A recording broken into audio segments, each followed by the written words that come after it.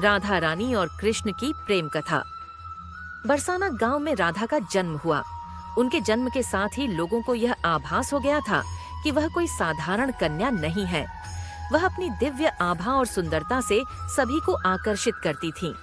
राधा का मन बचपन से ही भगवान कृष्ण के प्रति प्रेम से ओत-प्रोत था। उनके लिए कृष्ण सिर्फ एक बालक नहीं, बल्कि उनकी आत्मा के परम प्रिय थे।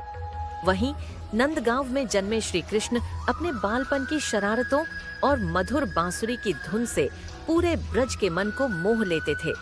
कृष्ण की बांसुरी से जब मधुर स्वर निकलते तो गोपियां मोहित हो जाती, लेकिन राधा के मन में कुछ और ही हो रहा था। राधा और कृष्ण का प्रेम सांसारिक प्रेम से परे था। यह प्रेम आत्मिक और अद्वितीय था।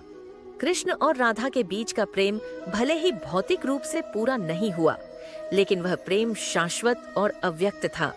राधा का प्रेम निस्वार्थ था और कृष्ण की बांसुरी की धुन उनके हृदय की धड़कन थी। जब भी कृष्ण बांसुरी बजाते, राधा का मन स्वतः ही उनकी ओर खींच जाता। उनका मिलन और बिछोह दोनों ही प्रेम के उच्चतम स्तर का प्रतीक थे। एक दिन जब कृष्ण को मथुरा जाना पड़ा, तब राधा का मन व्याकुल हो उठा, लेकिन उनके प्रेम में कोई कमी नहीं आई। राधा जानती थी कि उनका प्रेम अनंत है और कृष्ण उनके हृदय में सदा के लिए बसे हुए हैं। कृष्ण और राधा का प्रेम इस बात का प्रतीक है कि सच्चा प्रेम कभी खत्म नहीं होता। चाहे परिस्थितियां कुछ भी हों, राधा कृष्ण का प्रेम आध्यात्मिक सत्य। राधा और कृष्ण का प्रेम भौतिक सीमाओं से परे है। यह प्रेम सांसारिक आकर्षण नहीं, बल्कि आत्मा और परमात्मा के मिलन का प्रतीक है। राधा का प्रेम त्याग, समर्पण और भक्ति का आदर्श रूप है।